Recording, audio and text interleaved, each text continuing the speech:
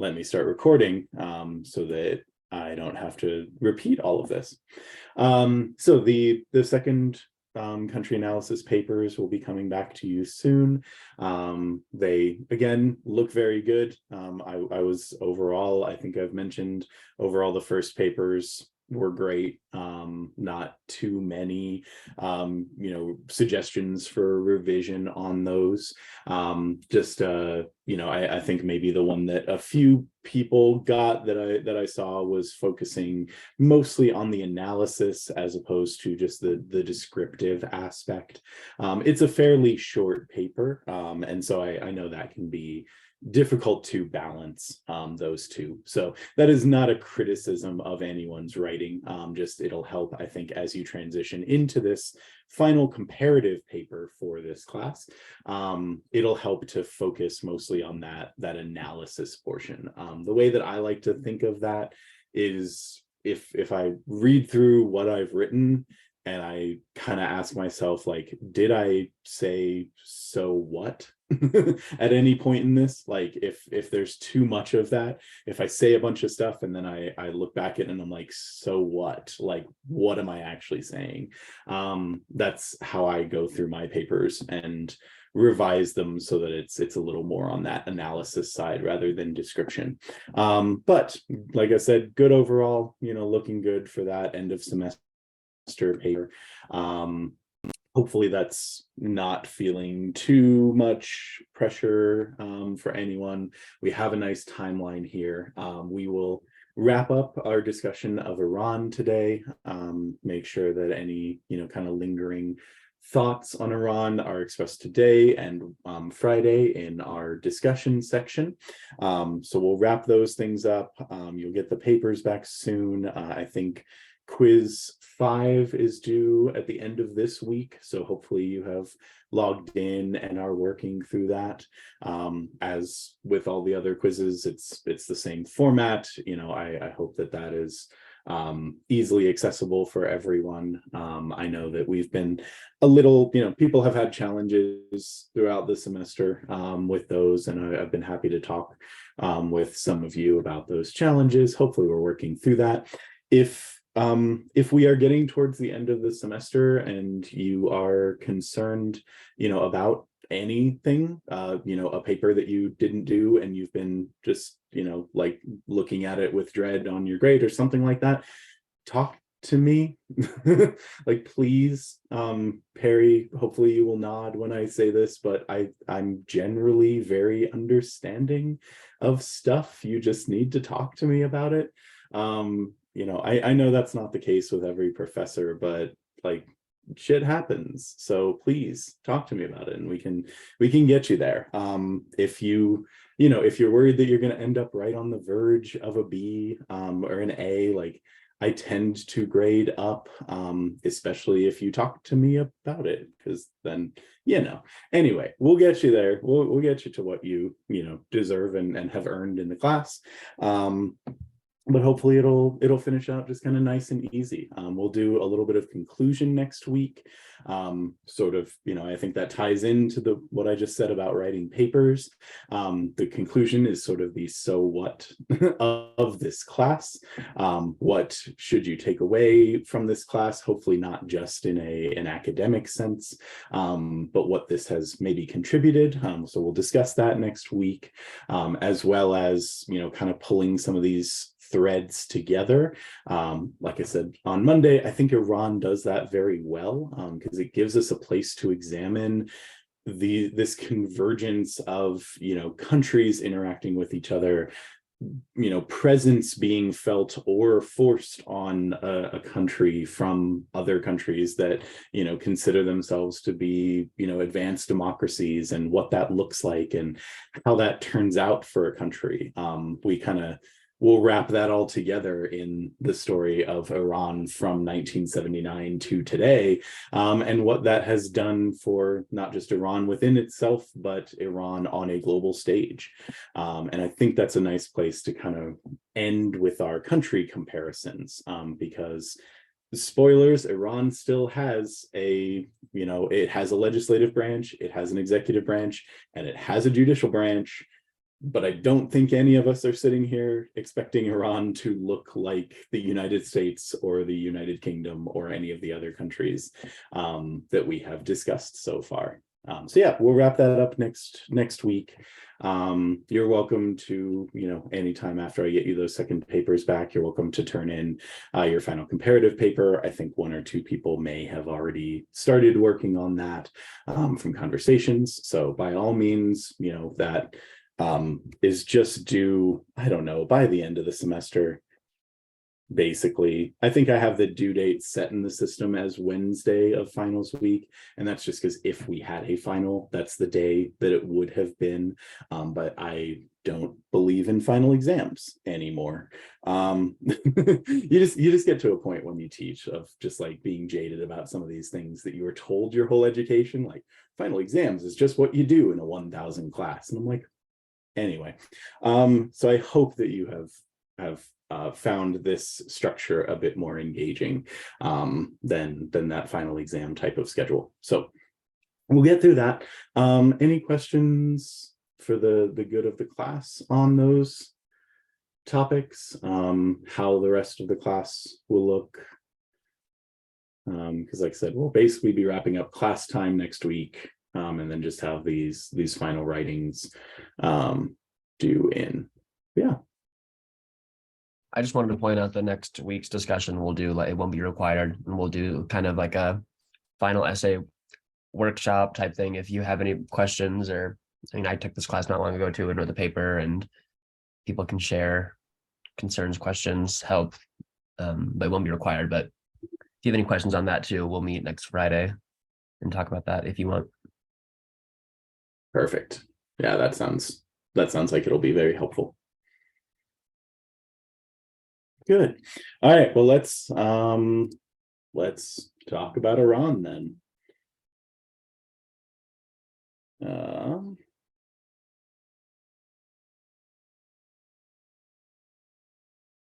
Excellent. So we'll roll back just briefly. We had just basically gotten through the 1979 revolution, right? Hopefully you recall that from our discussion last class. So we're in this place where we're seeing a convergence in 1979 of competing political goals and religious goals, and just a whole bunch of unrest in Iran. It's at this point still currently under this, Shah rule that is, viewed by some people as a puppet of the United States. No matter how much Mohammad Reza could do, no matter how much fuck my ass.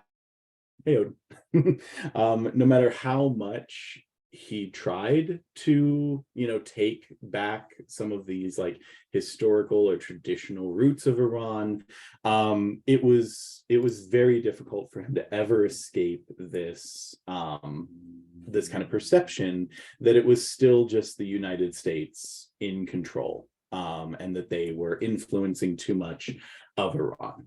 This was very strongly tied in with the religious upset that we had seen since the 1963 White Revolution, because moving away from religion, while it was something that was seen in many other countries, this sort of secularization of government, while that seemed positive and seemed open-minded to a lot of people living in Iran, it also went against this very strong Muslim majority population that existed, and that felt that there should be interaction between this, religious majority and government. When you have a country that is almost entirely distinctly one religion, and a significant, portion of the Shia population living in one country, it makes sense that there may be desires for an interaction between government and religion.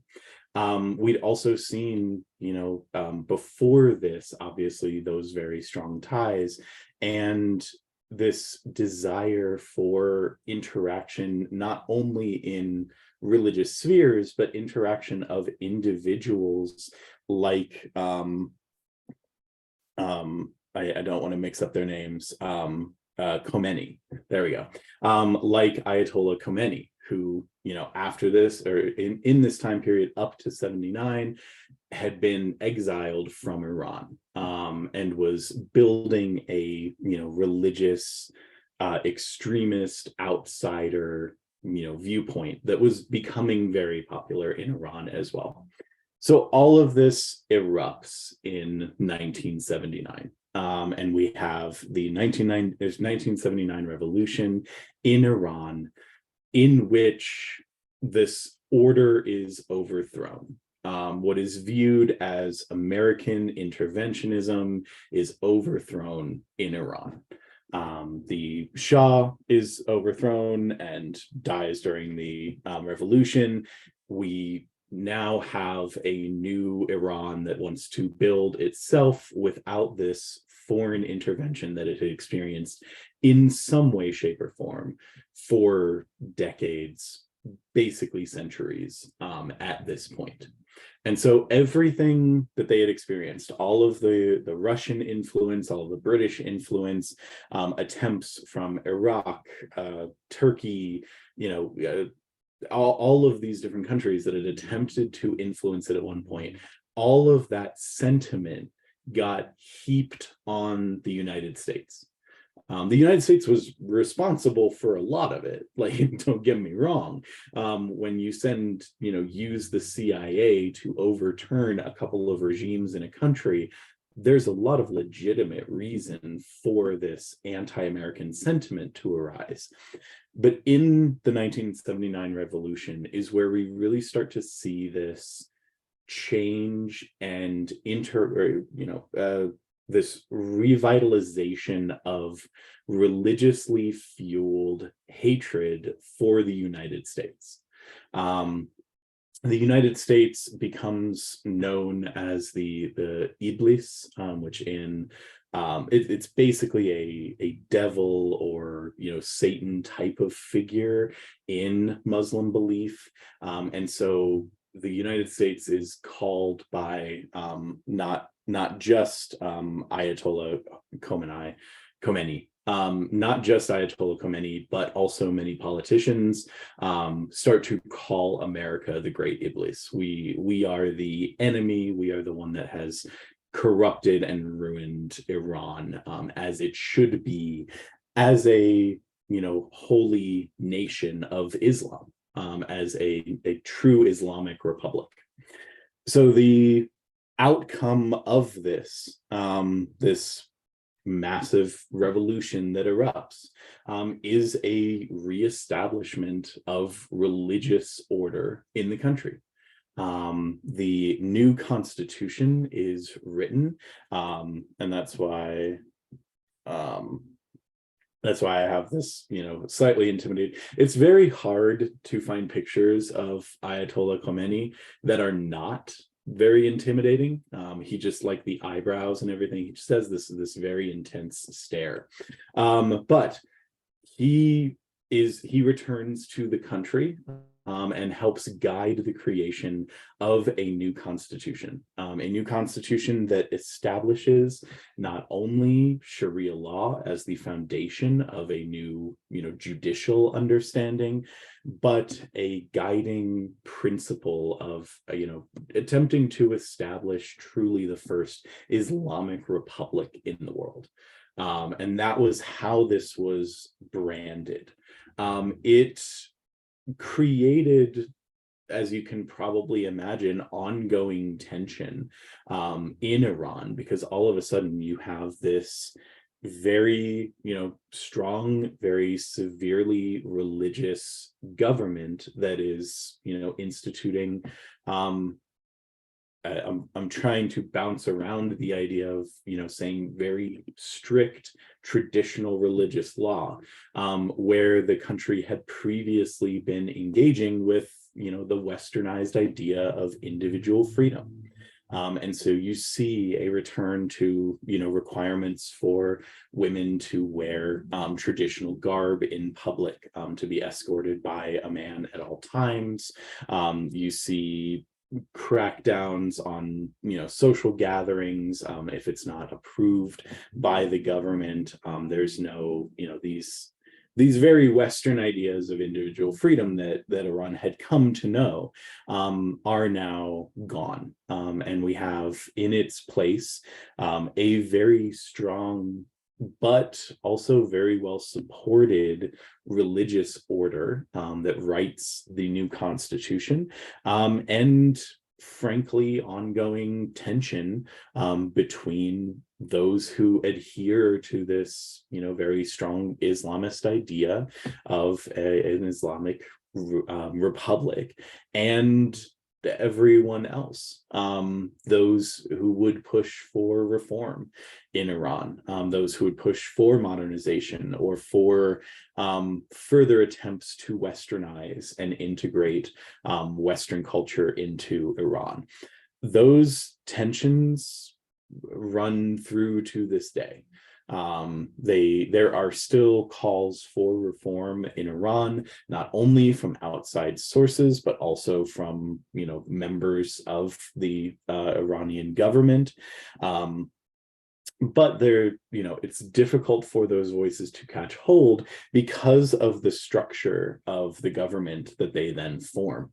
So this, I know it's a little bit blurry, sorry. It's very hard to get like high quality images that I can use well in Zoom. But as you can see, this structure does slightly, at least if you look at some of the smaller boxes, the structure does sound like a Westminster model of government.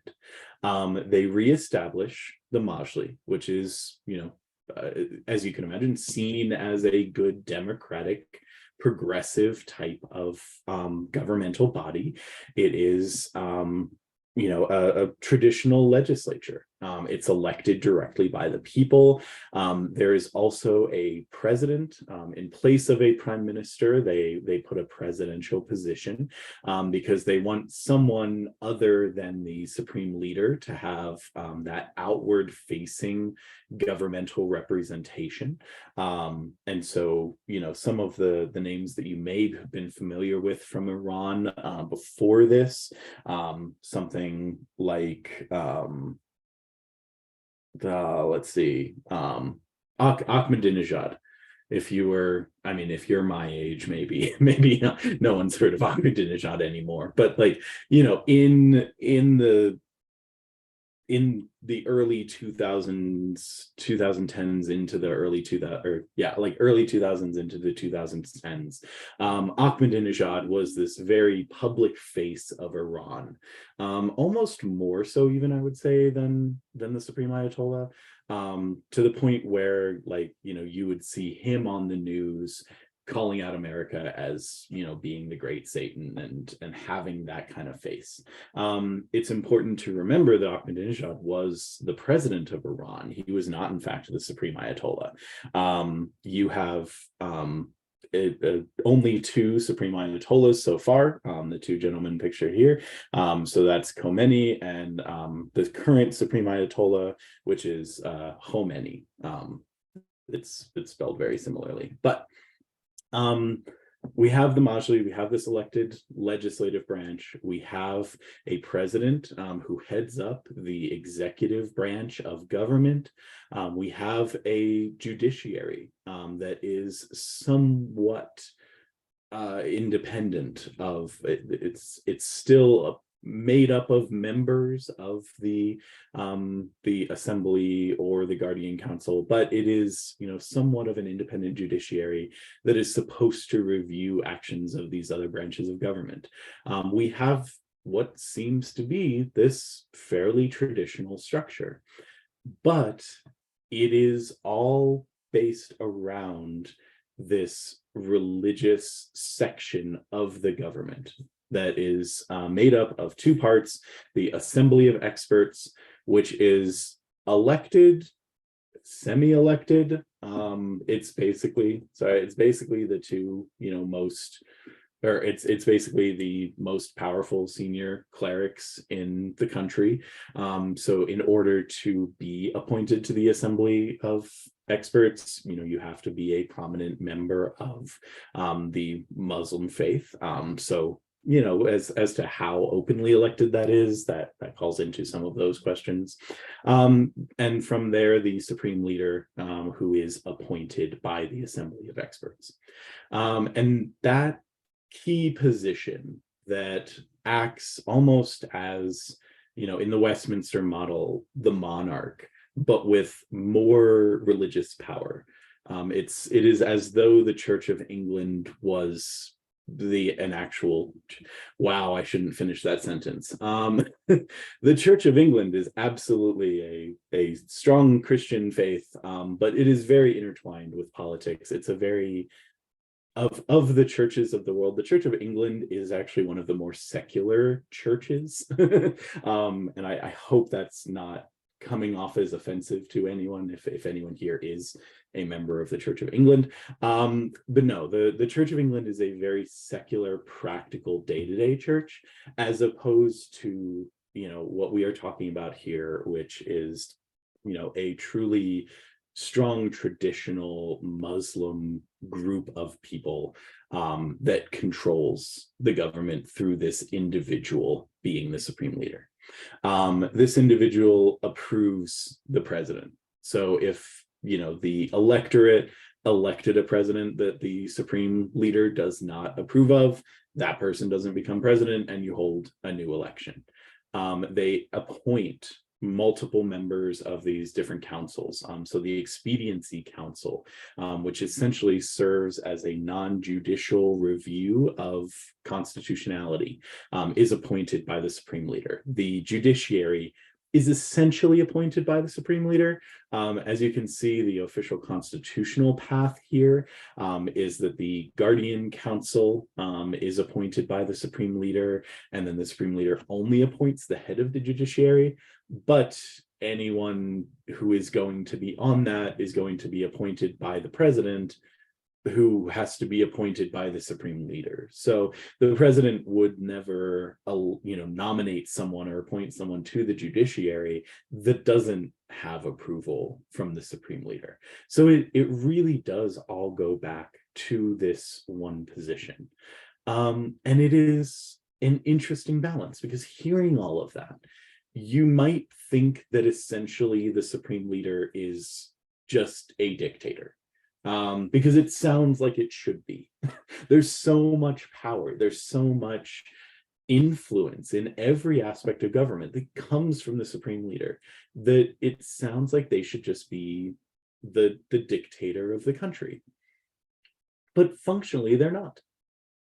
Functionally, the supreme leaders, both Khomeini and Khamenei, I'm sorry, I always mess up their names. I'm just going to say the two supreme leaders so that I don't have to keep trying. Both of them serve their role as the head of the religious side of government, and follow through on all of these rules while maintaining some degree of independence, and spreading the functional power of government fairly effectively by respecting these constitutional roles that each of these other areas have. Does that mean anyone questions the supreme leader? Absolutely not. There are no constitutional checks on the supreme leader themselves. There's no way, other than the Assembly of Experts, which is, if you can imagine 86 old men arguing amongst themselves, it's very hard for them to ever make a decision, much less for them to ever admit that they were wrong in appointing a supreme leader. So it's never going to happen. But that is the only check that could exist on the supreme leader's position. And it has resulted in this, what I think for a Western audience, from a Western perspective of government, seems like it should be a very tenuous position, but instead it has resulted in a very stable form of ongoing governmental control in Iran. And that's where I circle back to where I started our conversation on Monday, with the idea of tyranny and our acceptance of it. This is where I think Iran differs radically from any Western country, because Western countries tend to view individual liberty as that central focal point of what government should be defending.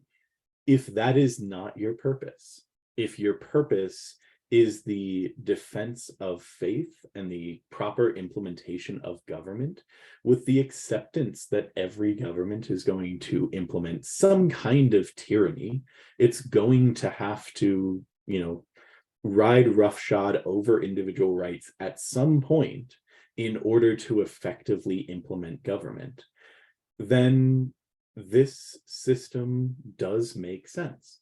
And it can function in a country where there is a very large, very concentrated and consistent religious majority that adheres to the religion of this ruling group. Obviously, if Iran had multiple competing, very strong religious factions that had significant populations, this probably would not work very long, or would devolve into, an autocracy at some point. But instead, we have seen since 1979 a consistent structure of implementation, with the supreme leader at the head of everything. So in our ongoing, if you're, making notes in your margins of our theories of these different countries, the power in Iran is vested in the supreme leader. And so this shifts everything else. It gives us this very interesting, but also very successfully different from other, the democratic peace theory, the idea that democracy is the ultimate end goal of government. This gives us a very viable alternative. And as you can imagine, having this structure has put, and also the fact that they view the United States as a great satanic influence on their history, has put Iran in a very interesting place when it comes to global geopolitics. Because Iran does have a nuclear program. It has not been weaponized insofar as they have developed thus far, but they have always, held that as a check on the power of the United States, frankly, in the country. They want to maintain this Islamic Iranian independence from the influence of other countries, because they have been under the thumb of other countries for far too long. And so this is their main goal in this constitution. We have had several different presidents. So, the supreme leader has only changed once in the time of this constitution. And that could change again soon, in an interesting interaction with the presidential line.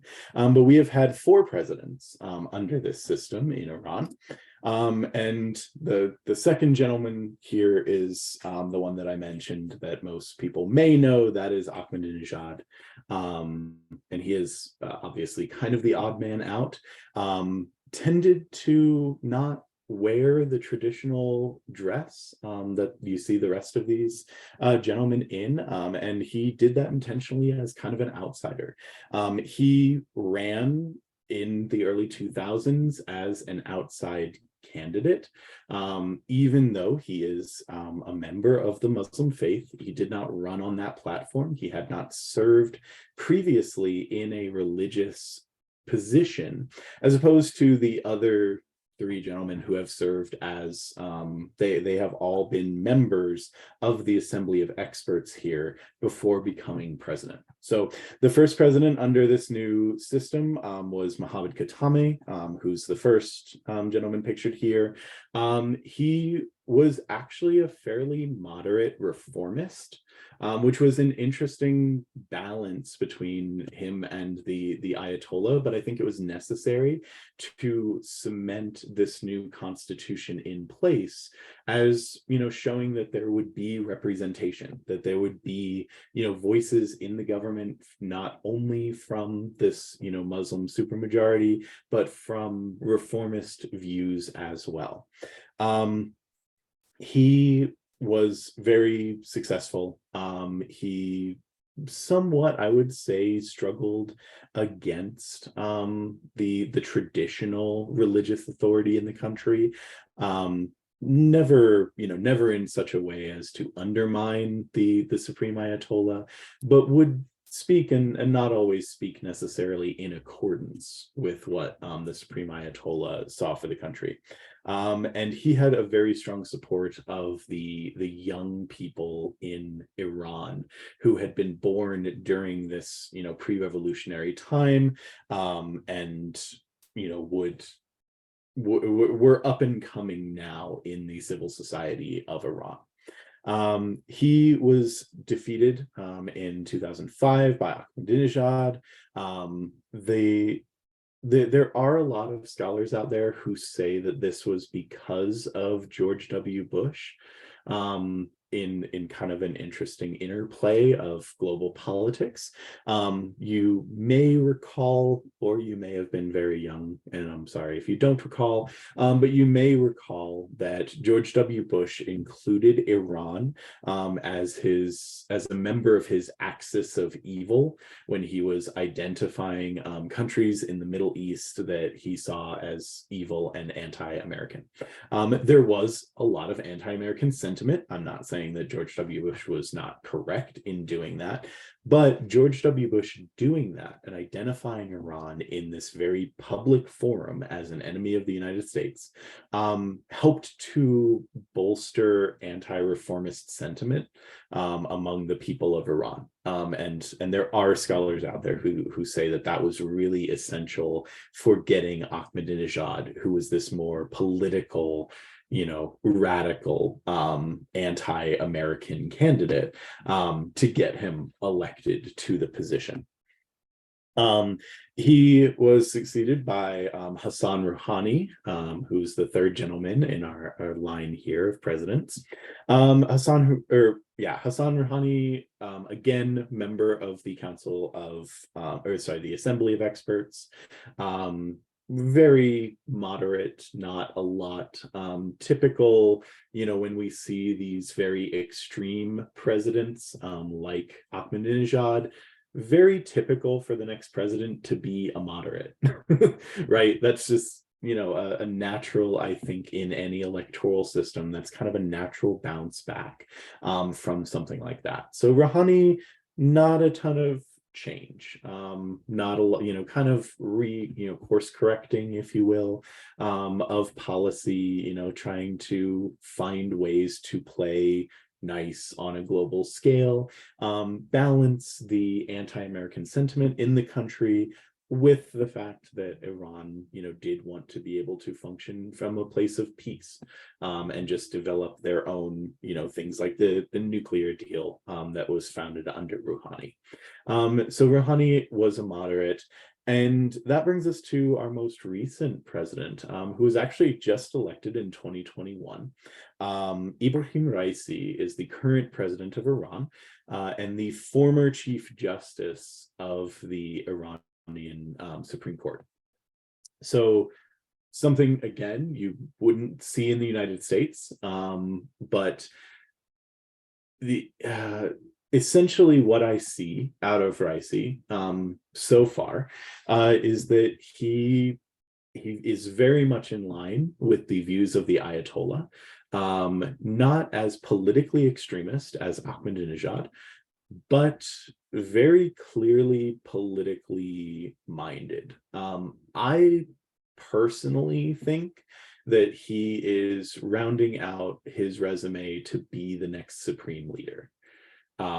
So I don't do predictions. Political scientists learned long ago that we shouldn't make predictions, because then we're just, hitching our cart to a horse and the world can change a lot. But Raisi is, positioning himself as a former Chief Justice, a former member of the Assembly of Experts, now president, very in line with the views of the Supreme Ayatollah. It just, everything sounds to me as though, as we get towards the end of current Ayatollah Khamenei's life, that Raisi may be angling himself to be selected as the next Supreme Ayatollah. So it's, it gives us this very interesting place of where Iran sits in the world. I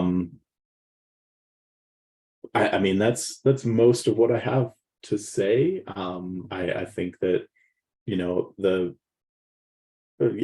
I think it's interesting. I hope you think it's interesting too, because Iran is just positioning itself to be, semi-democratic. It has those trappings, but it also has this very strong adherence to its religious tradition, that puts it in an interesting position on the global, on this global geopolitical map.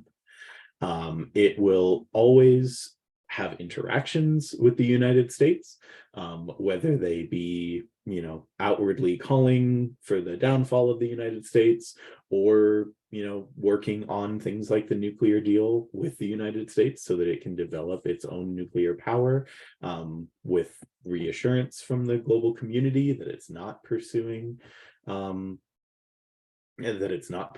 these, very harmful programs of nuclear weapons development.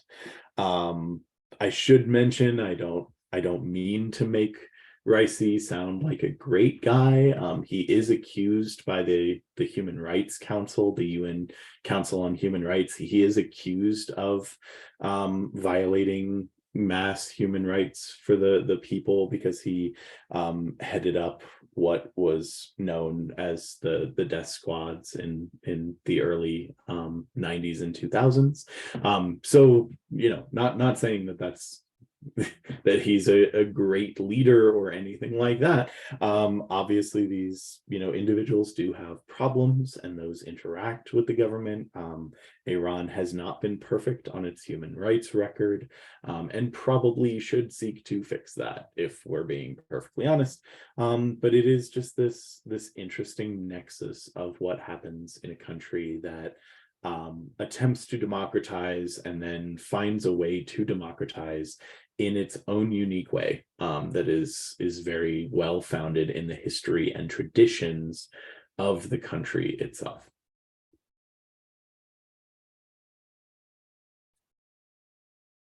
Any questions on Iran?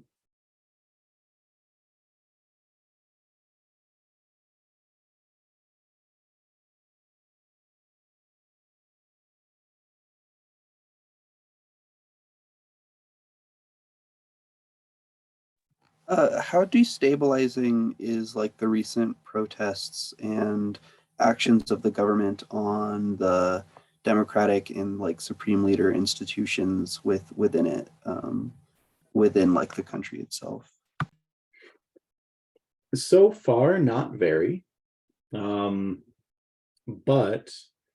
I think that it has drawn more international attention to these civil rights abuses. And that's, like I said, I didn't implement them very well in the discussion of this, presidential progression, but it's something that I don't want to go without mentioning in a lecture talking about Iran. That it is bringing more and more of these civil rights abuses to the international stage, with Iran painted in a very negative light. And I think the fact that the current president is at the center of some of those abuse allegations is significant. And so, insofar as to answer your question as to how destabilizing it is within the country, not very. And there's not much that could destabilize the current system, especially as we're, I like I said, not making a prediction, but I think we have a pretty clear path moving forward here. We have a pretty clear path of someone who could very well be the next supreme leader. That being the case, like, seems problematic, right? If they are more and more at the central focus of these these human rights allegations, and drawing more international attention, more international ire because of that, that could in the future, cause destabilization, but from outside influence. And that is something that I think the youth of the country are very comfortable with. And that because of that history of international intervention, anyone who's been around since before 1979 is very uncomfortable with. They say that our memories are short when it comes to that sort of thing. And granted, I'm not saying that the UN intervening on behalf of human rights would in any way look the same as, the UK and Russia fighting over Iran pre-World War II. It wouldn't look the same as the United States intervening in these covert ways by sending the CIA to overthrow regimes. It's not going to look the same as that, to have this international intervention, but it is eking towards that direction. And that may be what it takes to upset this regime as it stands. That's what is at debate in these protests, is whether the current regime, with all of its flaws, with all of its human rights abuses, is going to be maintained, or if the youth voice that is strong and growing stronger to change the structure of Iran is going to prevail. So I think that answered your question. Maybe if you, and that's just that's my view. I always have to put that disclaimer on it. This is my understanding of these situations, as someone who studies it, but I never proclaim to be correct on any of those things either. This very well could be that huge tipping point. It could end up destabilizing the country from within without the UN's intervention. Revolutions are very hard to foresee. They're always much easier to analyze in retrospect in that way, as to what that final straw, what that tipping point for Iran may or may not be. I certainly think that you wouldn't have seen this under a president who was more moderate, right? We didn't see as many protests under Rouhani as we currently see under Raisi. I think that sets the tone of what we're seeing. We have a unified government now that doesn't have a lot of favor for reform. So that makes sense that's, when it seems like that hope is lost for reform, it makes sense that would be when these protests would arise. And, in the end, all I can say is I hope that, human rights win out, because I think that is something that Iran will have to reconcile with for the past transgressions. Yeah.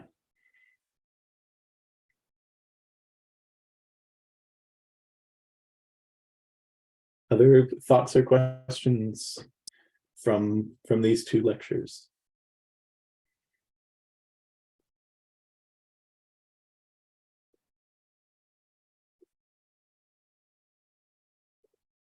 Okay. Well, I encourage you to think of some to submit, so you can have a good discussion on Friday about Iran. But go ahead and make sure you submit those questions, have a good discussion. Like I said, next week we'll do a little bit of wrap up, overview of the semester. we may only meet on Monday next week if we get through that, so that you can have, you know, a little bit of extra time. But we'll figure that out next week. I look forward to seeing you all on Monday, and I hope you have a great discussion and a great weekend. Thank you. Thank you. Thank you. Thank you. Thanks, man. I